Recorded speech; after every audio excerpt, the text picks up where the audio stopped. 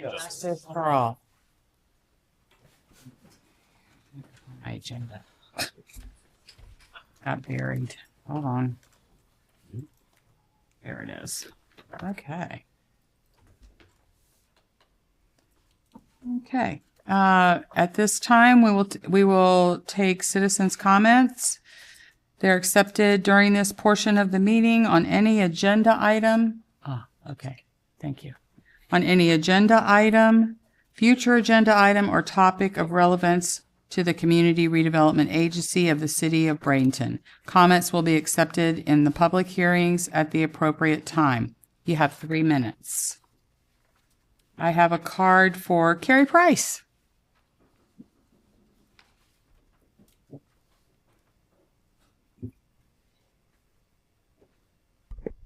Hello, State my your name for the record. My name is Carrie Price. Address still? Sure. City of Bradenton.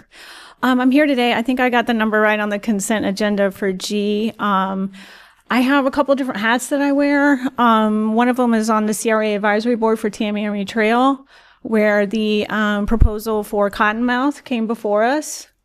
I did approve it at the time. I'm still in improvement, but the discussion that we had there was about the violation of the noise ordinance. The other hat I wear is the neighbor of this business, and we are struggling to find that medium ground of where they can have their business and we can live our life and run our business too. One of the suggestions that Dr. Burton had was maybe creating a new grant to help with sound mitigation. I don't know when and where that's going to happen, but I think it's something that should seriously be considered. And I think as we're looking at grants that involve outdoor entertainment inside, particularly the Village of the Arts, we need to be mindful of that. We've been working with the property owner and the business owner, and they've been great. We're longtime friends, neighbors for a long time. We've been trying to work it out for years. We just haven't gotten there. And with a significant investment like this, it's our opinion as the neighbors that the noise ordinance piece of it needs to be dealt with probably as one of the first things, because it's a significant investment with a lot of the eggs being put into the live outdoor music portion of the basket. Again, we're supportive of them, but we do feel like the business needs to come into compliance. Our family intends to start utilizing code enforcement starting next week, as you know, our method of trying to deal with it. So I just want to be clear about that. I don't want any surprises down the road or anybody to be like, hey, we never knew there was a problem or an issue. So again, I supported the grant as a CRA advisory board member, and I did make this known at that time also. And as a neighbor, I support it. I want them to be successful, but they also need to be in compliance with the ordinance that have existed this entire time. So I know that they have told us they're working in good faith. Some days are more successful than others, and we want to get closer to 100% compliance going forward. Thank you. Okay. Thank you. Anyone else have any public comments? Okay. We'll move on to the consent. Does any board comments? I just have Madam Chair, I just had a question because with regards to what Ms. Price has brought up, and I see that the owner of Cottonmouth is here also. My question is, how many times a week is there outdoor performances and entertainment? Is it every day? Is it mostly Thursday, Friday, Saturday? I know you have a gospel brunch on Sundays as well, if I'm remembering correctly. Don't hold me to it. I don't know if someone from the staff would like to address that, or if we could ask the owner of Cottonmouth to come up before we entertain this as part of the consent agenda. Madam Chair, I'm willing to do whatever you want to do. Well, I'm wondering if we should pull it off of consent, or is it a totally separate issue? Okay. Okay, so do I have a motion? I make a motion to pull 4G from the consent agenda and to approve the other items on the consent agenda. Second. Okay. Any comments? Any other comments? Okay. All in favor? Aye. Opposed? Okay. The consent agenda passes as amended. Pulling off, what was 4G. 4G. So again, my questions had to do with, are we having live entertainment every night? Is it 3 nights a week? If Mr. Shiplett, if you don't mind, if you don't mind coming forward, so because as the operator, you can give us the direct information that I'm looking for. My name is David Shiplett, and I am the owner of Cottonmouth Soul Kitchen. There's 2 different answers. The answer is to during March, there's music at least 4 nights a week, 5 sometimes, because that's our busy time, and that goes February, March, and April. In April, that dives down to, like this week, we'll have live entertainment 3 times. So the average between now and the end of summer is about 3 times a week. And that includes the Sunday brunch? Yeah, I don't do brunches. It gets too hot. Okay. So Okay. that's why we stopped that. Mother's Day is my last brunch, and then we don't start again until October, November, around there. I don't know. Do we have anybody from planning here? I think my question would be where we fall in the noise ordinance. I mean, what is it, and is it being, I mean, we need to follow whatever the ordinance is that's in place. I mean, the whole purpose of the village is to have the live work. So, we don't want to ruin anybody's enjoyment of their home, but, we've got to follow the ordinance. So speaking as the CRA board, there is an ordinance the city has, a noise ordinance, and it is regulated by the police department. That's the normal process, and that's something the CRA board has no authority over, but this city council does. As the CRA, according to our plan, we can assist the city in regulating its codes. That is one of its codes. I would highly recommend that you don't send us out there to measure things and do stuff like that, because that's not what we do. The best way for the CRA to help the city along the process of regulating that code is through our grants and our incentives. And that process just so happens, I've done this before on a building that I bought with a different CRA that had really bad acoustics. We had someone come in, they did an analysis, and they showed us ways to mitigate sound carrying. And so an applicant, now the question is, and this is something that Chris and I are working on, is this something that would fall under a redevelopment grant just in general? They could come in and apply for it. We're working on that. Or is it a special grant that we need to add to our list of grants of sound mitigation to meet the city's ordinance? So my question is, do you know what the ordinance is? Are you violating the ordinance? Or I mean, where are we on that? We have done everything we can to educate ourselves, not only about the ordinance, but the whole entire, what you're talking about, which is sound mitigation. And we're learning a lot. And so I've got a person that every night that we do live entertainment, we've got a couple of them, but we spent money and got the more expensive, very expensive reader so that we can read. Right. Before we had kind of been doing it with our phone or with a $35, but it made a drastic difference when we spent the money and got the proper one. And now he goes back, we do sound check, we check it, we have it. So that started working for a while, but then we found out that the band liked to go louder later. So now we're on it all night long, and any time where we feel like it's, because the truth is with the noise ordinance, there's lots of ways you can blow by it, and it happens like that. But in terms of a solid sound that we're putting out, we're standing on the property line on our side. And mind you, the sound mitigation that we've already put in, which has been a good amount of money, is behind us. And so, yes, we're we're checking it. We're not just checking it once. We're checking it every time that we think it's gotten right from the beginning to the end. And it means that we've cut back drastically on the amount of, it's not just how many times I do music, it's that I do less hours. I used to do, it was 3 or 4 hour was what I would hire someone for. Now I tell them just give me 2 hours straight, and that's an average night is two hours. So And what time does it end? on weekdays, we're done by 8:30, and on weekends, we're done by 10. Okay.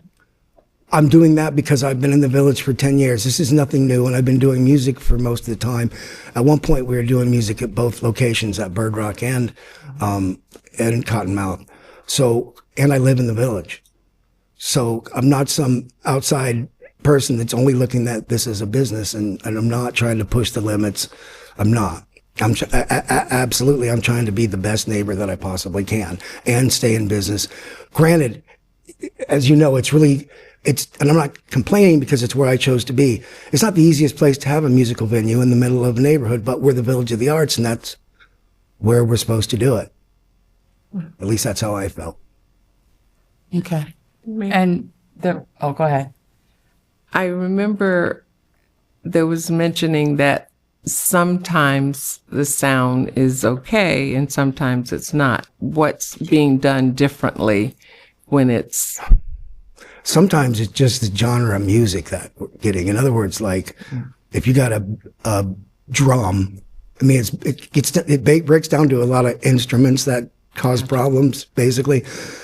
Like this weekend when we had the jazz trio, which I'm doing more of, I can't live on music that doesn't have drums, but at the same time, I've been booking way more trios that have a violin, and I'm not putting out Bass, that. probably. Yeah.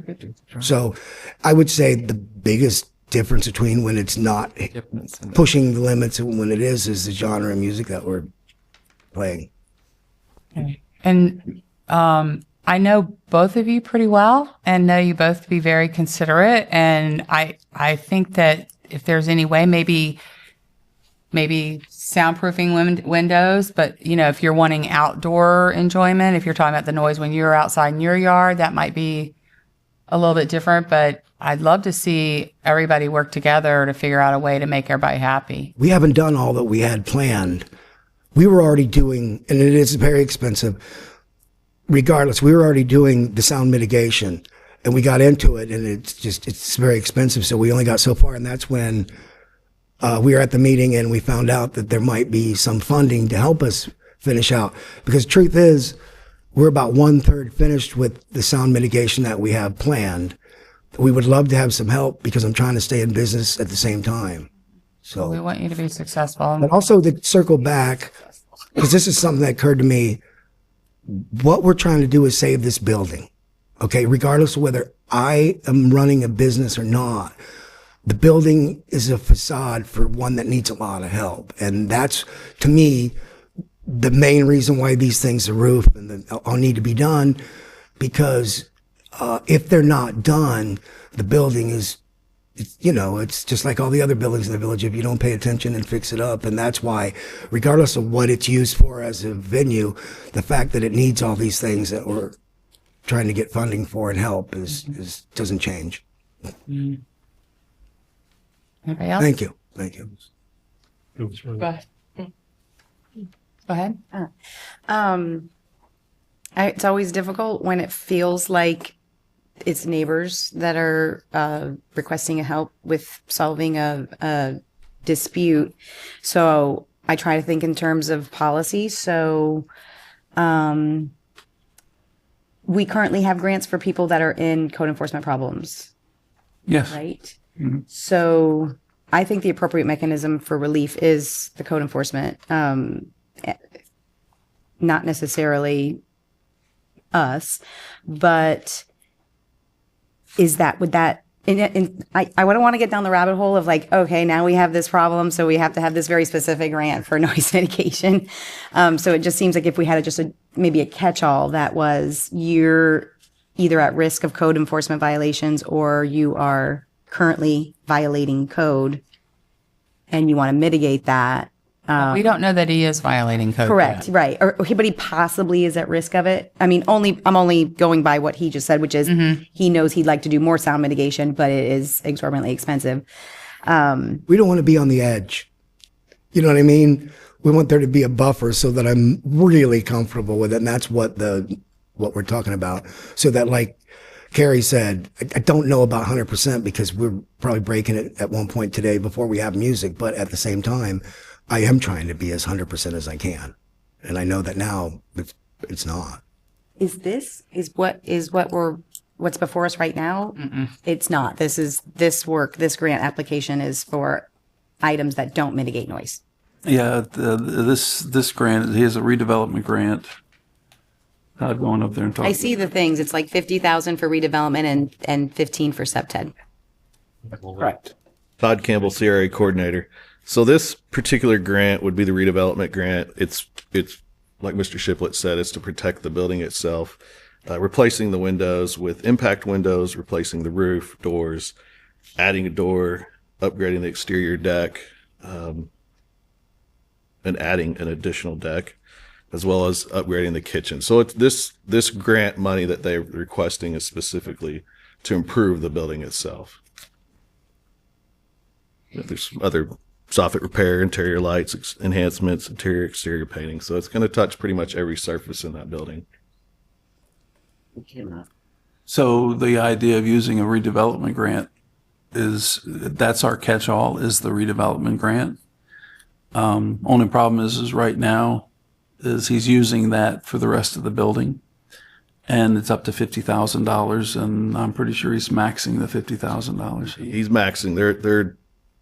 Their expected investment is $115,000. Yeah. So and then at the same time, we needed to sit down and read through the sound ordinance, noise ordinance, talk with the police department. And it's believe me, it's much easier to gain compliance with a carrot than it is with a stick, especially something like this, which on, any given night, an officer could go out there with the properly tuned and trained officer. The numbers could vary.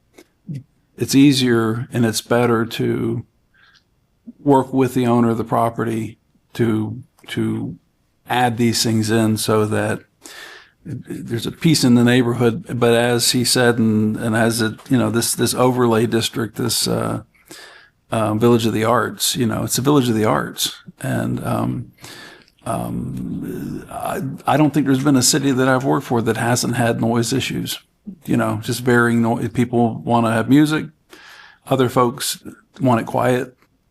And luckily for us, we have two property owners that are willing to work with each other. And so we will bring back something. We'll get all the information together and figure out the best way for the CRA to assist the city in regulating its ordinance in a proactive way rather than a regulatory way. That's the best way to do it. And I think we all agree that on 9th out to the baseball field and in the Village of the Arts, as best we can manage it, we'd love to see music and art, and that is an art. So it's we want people to enjoy the Village of the Arts, but at the same time, we want to protect the sanity of the owners who are trying to put their kids down at night in the Village of the Arts. Councilwoman Barnaby. Thank you. Dr. Burton, if we were to look at adding an additional grant dealing with this type of thing, as well as I don't know if Ms. Price would be willing to look at the soundproofing windows on that side of her building and might qualify for a grant for that. Again, I don't know what kind of windows you have. I don't know if they're the original windows, if they're storm window. I don't know. But I was just wondering, how long would that take by the next meeting, could you have something brought forward to us dealing with sound mitigation is a part of redevelopment, but it is an expensive proposition, and I think it might need to be a standalone grant. Yeah, we can get it to you. We can get it to you at the next meeting, and we'll treat it like we did with the police department's camera grant. That if we're not holding it against the owner of a property if they currently have grants, this will be a standalone grant. The board would have to approve it because it's layered. And again, he resolves his issue as best as he can. I guarantee you somebody else is going to follow in after, because this is just one of the problems that cities, it's a normal problem that cities have. And believe me, when I was in Tampa, guess what? They were having to deal with a noise ordinance. And in Palmetto, Florida, at Regatta Point, they had music down in this restaurant, and all the people in the condos didn't like it because they could hear it every night. So the best way to handle this, besides regulatory, which is very expensive and very hard to work with when it comes to something like this, is to work with the owners to find ways to mitigate it on the property. So I'd be happy to bring something back. And let me just follow that up with, and even if we approve this grant today, Yeah. this property would be able to request a sound mitigation. And as long as they got a majority of the vote of the CRA board, they'd be good to go. Well, Madam Chair, I'd like to make a motion that we approve the the redevelopment and SEPTED grant application for the property located at 1114 12th Street West. Have a second? With the understanding that we are going to have some additional grant information brought forward, and that we would encourage everyone to look at that when it comes forward. Okay, so I have a second by Councilwoman Coachman. All in favor? Oh, sorry, discussion, sorry. I'm so sorry. We're even now. A question for you, sir, because I didn't get to ask it a moment ago. I know Ms. Price said that calling the police hasn't been in your toolbox yet, but it's about to be.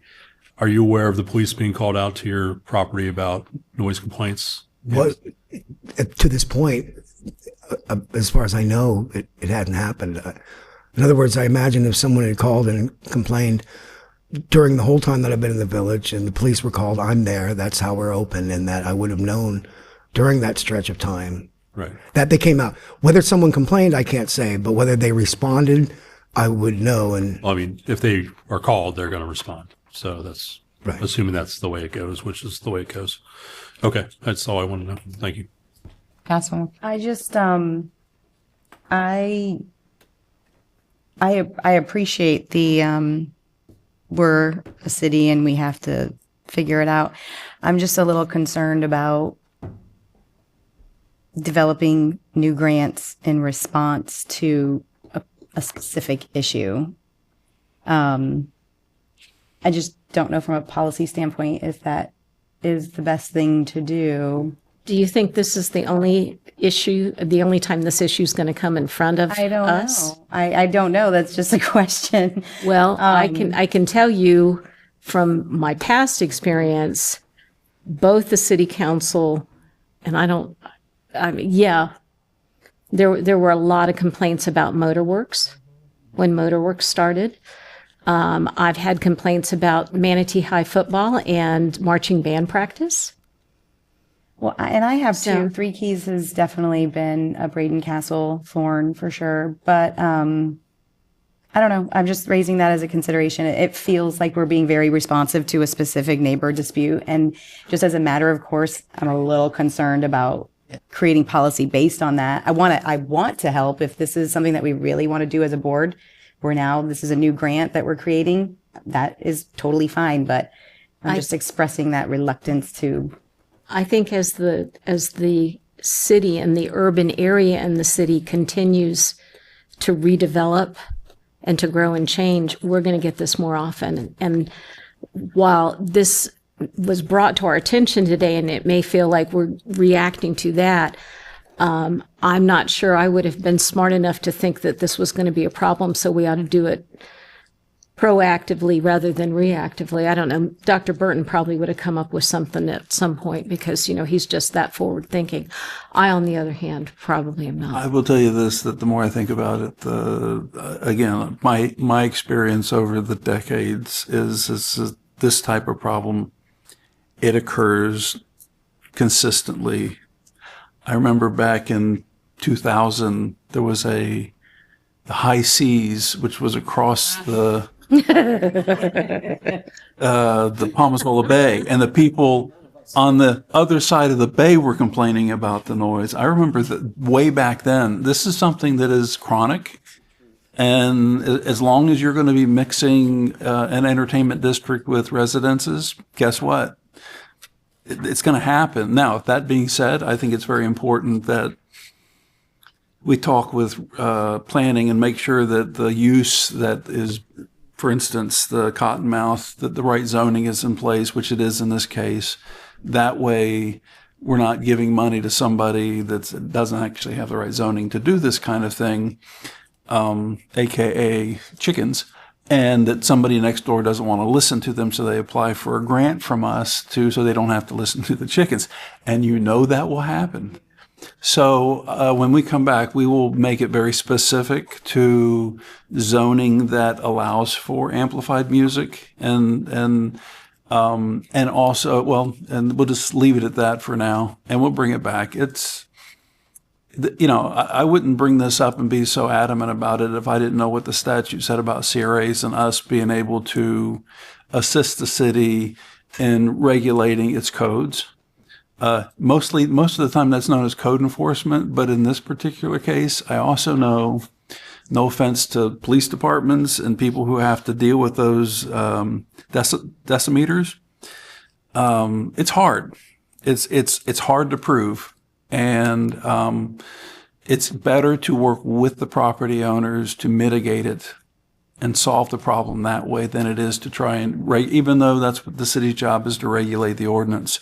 I think we can help the city out quite a bit by mitigating the issue between landowners. And I think a grant is a great way to do it. Yeah, I was just going to say, I'm a little sensitive to what you were just saying. We're not going to set up policy just based on, a neighbor dispute. But having been on the DDA back in the day, I know that, with downtown and as downtown continues to redevelop, I think that you have residences right up on commercial, and, we want to encourage that. We don't want to stifle the business. So, I think it's probably germane for us to put this in. Really do. Yes. Yeah, essentially, haven't we just identified a gap in our policy? And we're filling the gap with something? That's sort of what we do. Yeah. I don't think it's new policy. I think it's an existing policy, and we're like, oh yeah, we don't have this necessarily covered. Although item 11 on the list here does have sound considerations as one of the things listed. So, for what that's worth. And it's not that I'm not saying I was not expecting this conversation, so I have no basis for, this path that we've headed down. I have no preparation for it, I should say. I would just be cognizant of how we choose our policies, but also, I think it's worth pointing out that yes, it might be a gap in our policy, but I think it's also important for us to keep in mind, and we can consider it because yes, everything everyone has said is accurate, at least in my opinion, that how we structure a new specific grant, I don't know who's going to have the discretion, but it's a diminishing of, is there a rate of return for this? For how, because if I understand correctly, you're talking about giving a grant to a neighboring property to mitigate noise in their thing. And so I just am, there's going to be a dollar, return on that investment. I think that. But you also have the fact that it's in the Village of the Arts where there's an economic overlay for businesses and people to conduct their business at their residence. And who's to say that if Ms. Price decides to do this when she gets ready to leave her property or sell her property, that might be something of benefit to her, because you're always going to, as long as you have activities and artistic expression in the Village of the Arts, you're gonna have this pull and tug, because it's a unique area. I know that if it was next, it could not be next door at my house where I'm at. But, the other thing is that, shoot, with all these Airbnbs going in everywhere, noise abatement may become a big thing that communities choose to deal with. And I appreciate that. And this is literally, I'm just thinking out loud because I didn't know we were going to have this conversation at all. But I guess when I think in terms of the grants and why we have the grants, I expect a rate of return. If he's going to be investing in his business establishment, I expect that to increase revenue coming back to us. And I just don't see that correlation with mitigating noise for adjacent properties. But, yes, we can go into it deeper and see how that works out. These are just things that are coming at the top of my head as I am reacting to the conversation. So my thoughts on incentives are to increase the tax base, which does have a return on investment, a monetary return on investment to the CRA. The grants are more of a business retention. Right. There are grants, for instance, there really isn't a whole lot of monetary return on investment on a mural, but CRAs can work with intrinsic values. That is not just monetary, cultural, environmental. And if music in the Village of the Arts helps expand the economy in the Village of the Arts and retain businesses, they're more sustainable, then to me that's a indirect economic benefit in the fact that,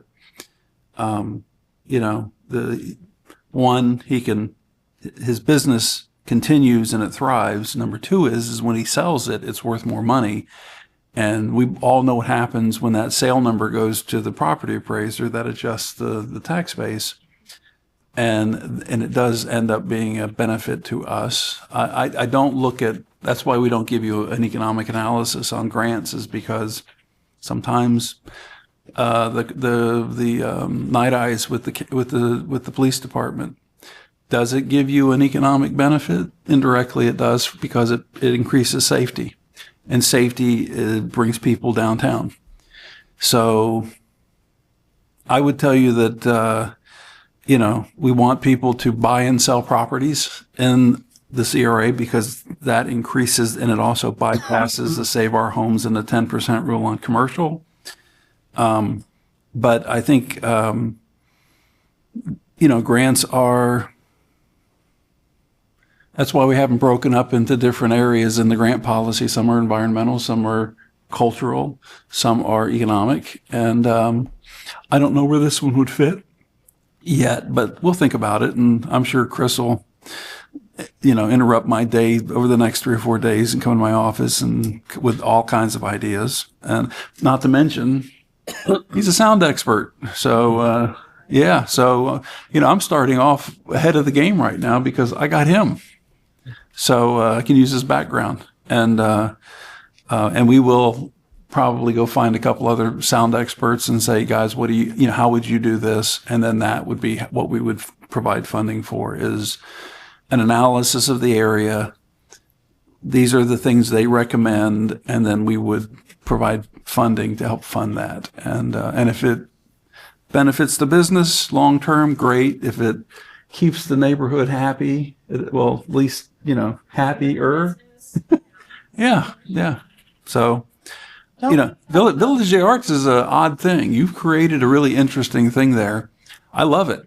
And, but it comes with its own set of problems. And this is Challenges. challenges. There you go. And this is one of them. Opportunities. Yeah. An opportunity. Exactly. But with the windows, couldn't you use don't we have a resiliency We do. grant? Yes, we do. So for a residential to want to put in windows, they can, that already exists. We don't have to create something new for that. Well, how does that work with the overlay? Because it's, a mixed use. Live, work. Well, for the residential, it's fine. For the commercial, he can put in impact windows in his, but if his noise is created outside, he can go inside and he'll be happy because it'll be quiet, but outside it's still making volume. I won't say noise. So, we'll figure it out. Okay. Anything else? Yeah. So Mrs. Barnaby's point, once upon a time, there was a big problem with residents in the Village of the Arts complaining about the noise over motorworks. And the only way we were able to enforce it was with the sound meters that the officers back there are nodding that they have now, because we didn't really have anything to do that. And the only way to enforce the ordinance was to have that. Eventually, Motorworks realized we mean business, and they took action to mitigate that and put up a little bit more of a sound stage, as opposed to just having it wide open and having the music flow into the village. Now, part of that's the wind, which way the wind's blowing. Part of it's what music's being played. But certainly that's what the business realized was going to have to be done for their violation of the code. It's violations and enforcement. It's either you enforce it and you agree to do things right, or you get fined. And at some point that scale tips to, okay, we got to do something about that. Exactly. So whereas I don't know that, Mrs. Price wanted to put something on her property to mitigate. Ultimately, if it's a violator who's doing the work, that he'd be the one who we would have to require to do it. And we would work with the PD to once, I would hope that, not in this case, but if they were called out for another case in the Village of the Arts, they're going to do their job. And if we have this grant in place, this will just give them another opportunity to say, hey, by the way, you should go down and talk to the CRA about getting a grant to mitigate this. So, they don't want to see the police officers, but I'm sure the police have more important issues to deal with than this. And then we would work with the PD to make sure that whatever is done stays below the levels set by the city council. And that way, everybody is good because everybody's complying with the law. Like I said, I think it's a really good opportunity for the CRA to help the city. That's one of those ones that when it came up in the meeting, I cringed because I hear it, I've heard it. It's the same problem. This is the first time we've aimed a CRA at it as a grant to help with it. And I think it's a great idea. I think it's exactly what the statute says we should be doing. And it's in our plan that we can help the city bring compliance with their laws. And we should be doing that. I have just one more thing. I don't disagree with you, and I am happy to listen to the research after you and Mr. Mignon have that opportunity. I guess the thing that is what I'm thinking about right now, just to make sure that you guys understand where I'm coming from, are the thing that we just passed this morning. That are those neighbors, and that's city business. But just by way of example, the special use permit that we passed this morning, one of the letters of objection was that they desired to use their vacant parcel for low-income housing. I mean, are they going to get a grant when they do their low-income housing for noise mitigation? Oscura is in the CRA as well. They do live music. Are any, new developments around that area, are they going to come ask for noise mitigation? I feel like it's a little bit of a can of worms when you think about it in terms of, I guess you're saying a regulatory thing.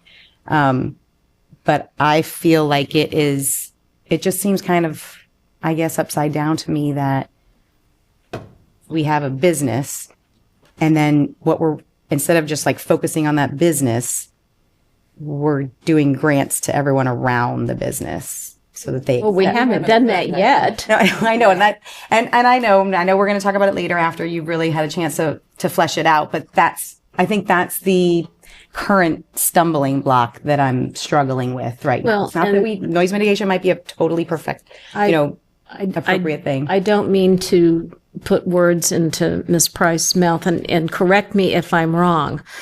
But part of your business is a yoga studio, is it not?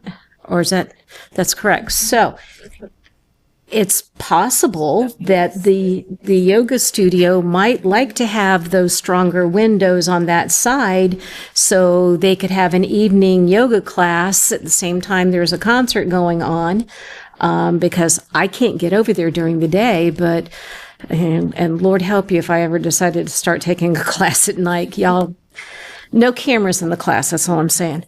But Makes perfect sense to me. does That makes a lot of sense. okay. And I'm so that's a happy. business I wanna I'm so happy. I'm finally making sense. Been waiting a long time. I think Yeah, it well, was. About time.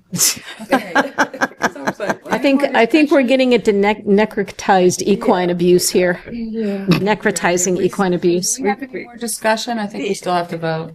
Oh, Okay, all in favor? Aye. Aye. Opposed? Okay, it passes unanimously.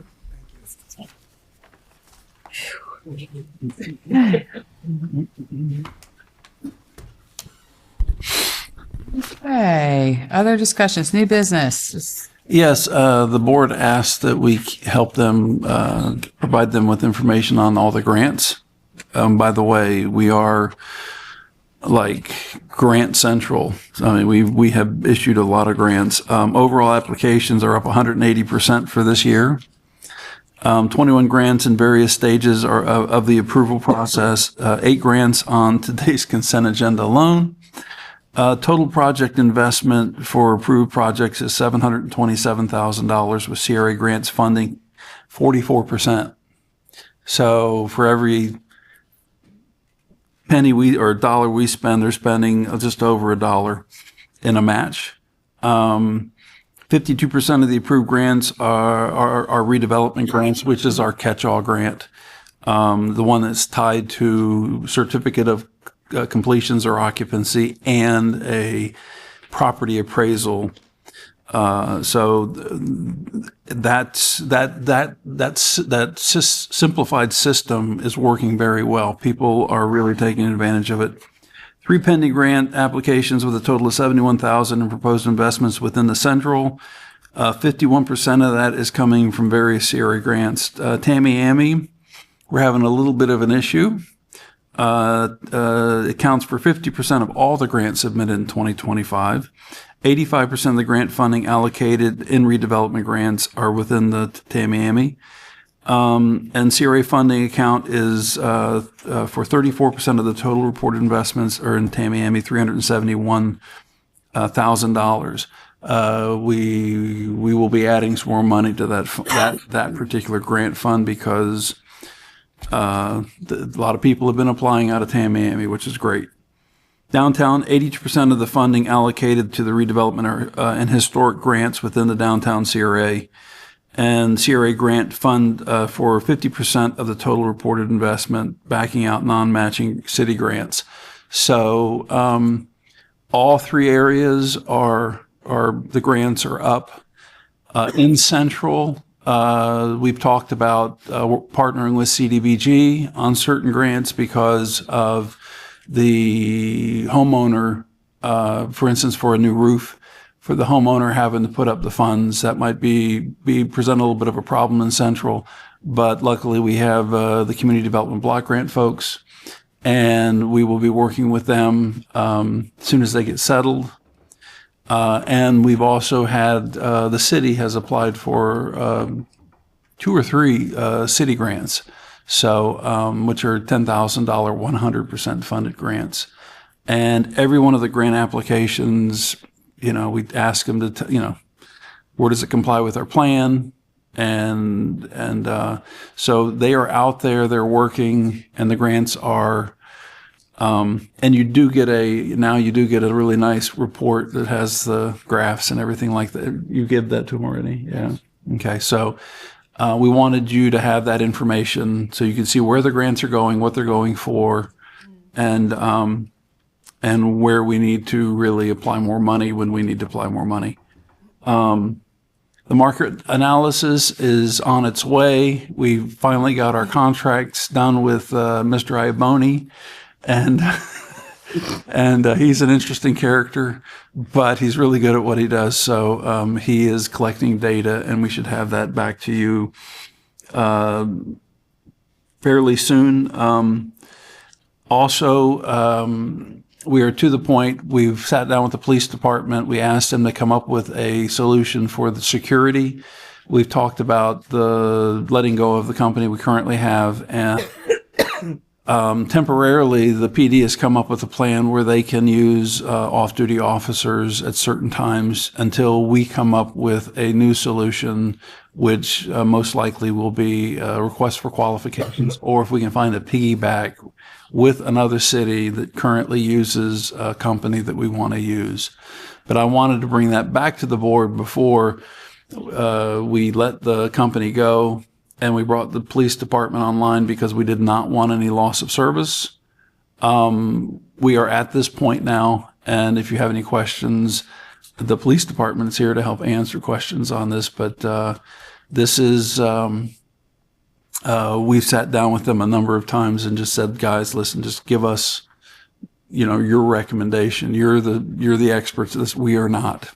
So as soon as we get this in place, then we will turn around and work with purchasing to figure out how to go back and pick a new company. So if everybody's okay with that, we can move on.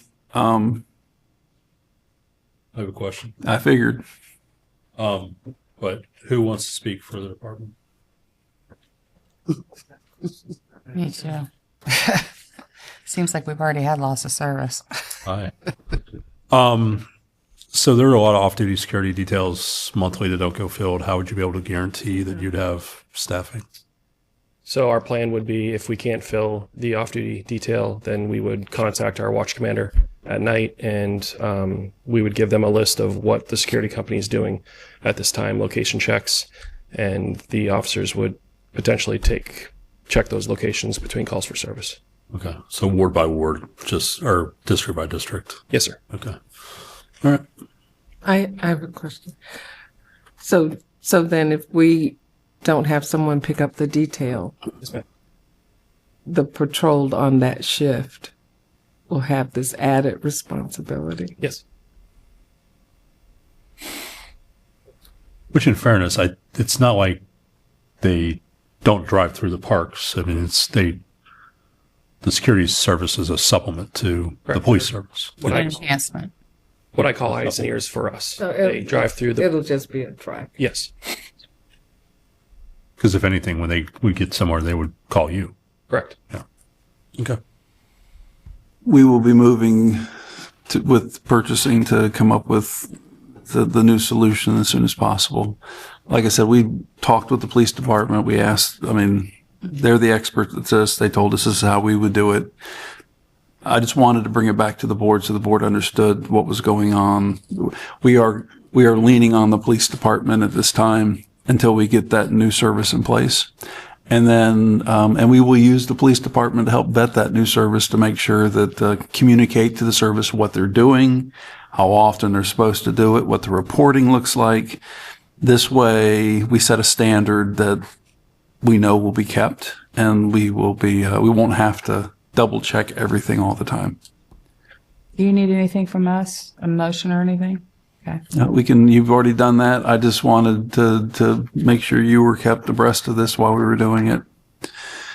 Thank you, sir. Thank Appreciate you, it. Lieutenant Christopher DeHaze, for the record. The Bradenton PD, okay, they got that done. We do have our carryover from last year. We will be bringing that to you at the next meeting. It's going to be Christmas and summertime. And we will also be bringing you where we wish to recommend that you spend the money. There are projects that you have asked for that we are currently in the process that we can pay cash for. There's land that is available right now for housing that we will bring those specifically to you also. And there's also anything that, if you guys have any ideas of where you think we should be, then we can do that also. We can put that in there. So we will bring you the carryovers. There are some areas in our budget, they're not big, like the Tamiami Trail Grant Fund that we need to augment a little bit. One of the items we'll bring to you is the green property. We are currently in the process with the designer to move that forward. This is the prototype for the street that we wanted to do something now. Well, the money's available to do something now. So, and it's a prototype for the rest of the areas, which leads to the next thing is we're currently also meeting with Applied Sciences, going over the very large project that we talked about. We met with them yesterday. We'll meet with them on Friday. And they have begun the process of collecting all the transportation, all the stormwater, all the information they need to help us make the right decisions with that project. What else have I got, Chris? Singing River, the agreement to move the art just a little bit to protect the existing infrastructure. It did extend the contract a little bit. I think that was in the consent agenda. So that will be moving forward, and we will get solid dates on construction and installation and all that information. And you approved the final design? Yes, I went ahead and approved. The final design was very similar to the existing designs, the same concepts with the flutes but it kept it moving forward instead of waiting for meetings. So it will look exactly like you pictured it in all the designs with the way it's built. So, and it's tied right into the park. So, we've talked also, just so you know, we are also getting bids to renovate the East Bradenton Police Center that we own. It's a house, and yes, and that's part of what I gave you. We are estimating the bringing it up to date is going to cost between $70,000 and $100,000. It's time that we do something with this and get it back out on the market. This house is not that old. It's not something we need to tear down and consider building new houses.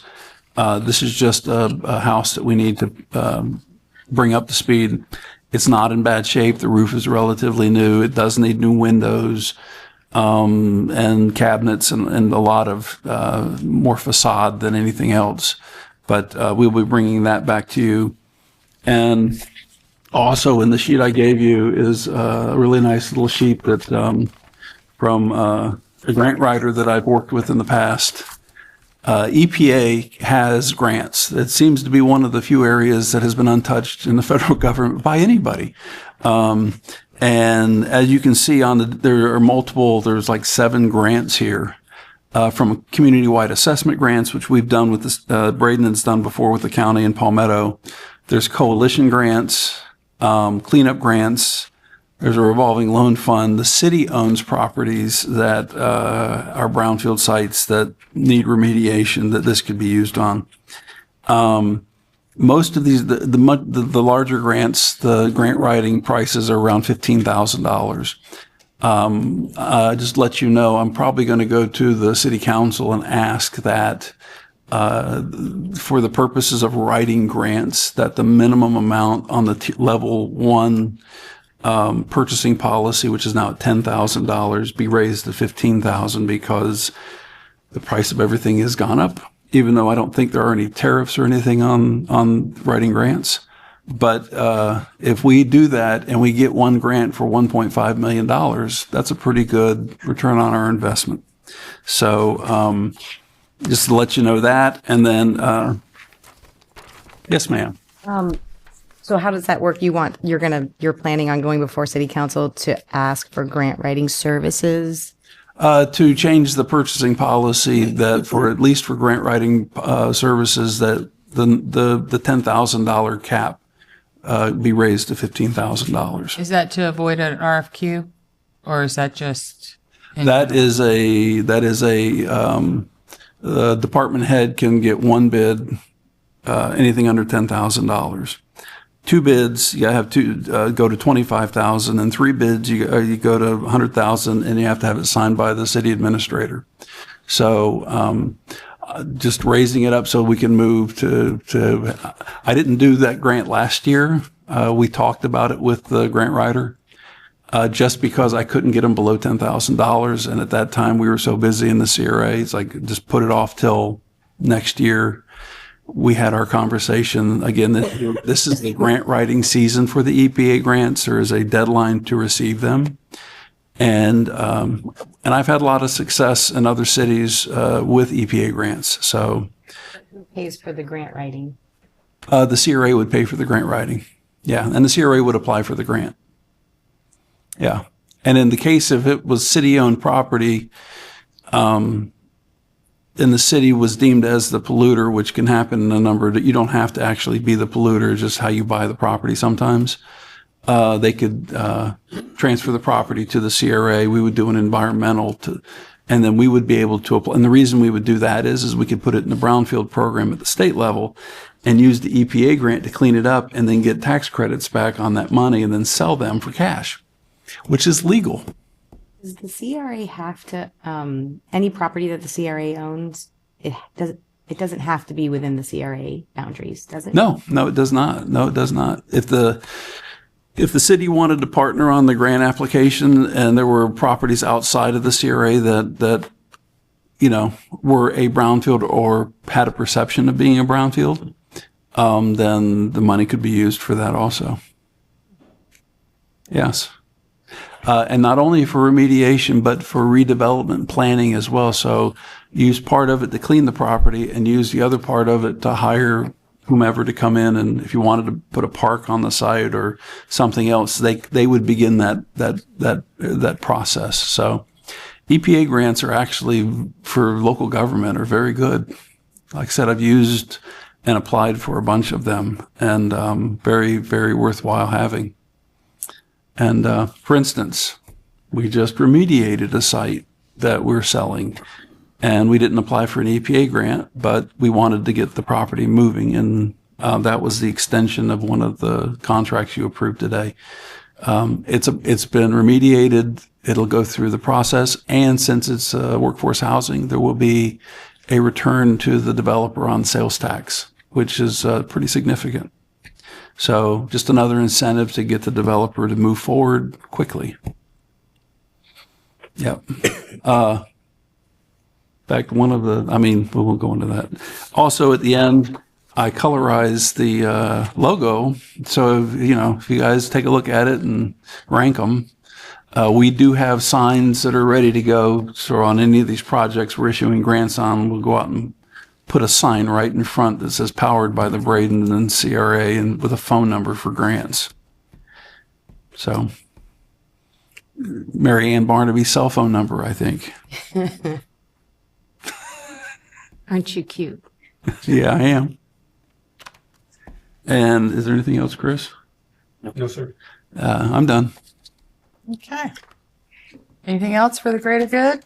I just have a really super quick thing. Okay. I mentioned to Dr. Burton and Mr. Mignon and Ms. Kaiser that I had a conversation with Wendy Deming of the Parker Bishop Foundation, and they currently have a grant right now to do radio ad spots in Spanish, and they would love to share the freebie collaboration with the Palmetto CRA. I know that you're working on a press release. Is there any, do we have this a blurb do we care if she does this? I think it would be helpful. I think anyway, it's just a matter of we were working to get both cities together and do a press release on it, which Todd is, I think, finalizing a date. And so we can get that to them. And once we have the the information down the way we want it, because then we can turn it over to them and they can do the advertising on the radio. It's just a matter of making sure that we don't jump out in front of Freebie or Palmetto or anybody else. We do it collaboratively. So it's just a matter of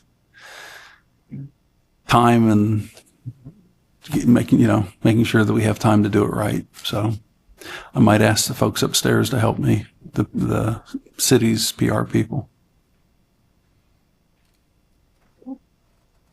Anything else? Anybody else? Okay. Do I have a motion to adjourn? Sure. Adjourn.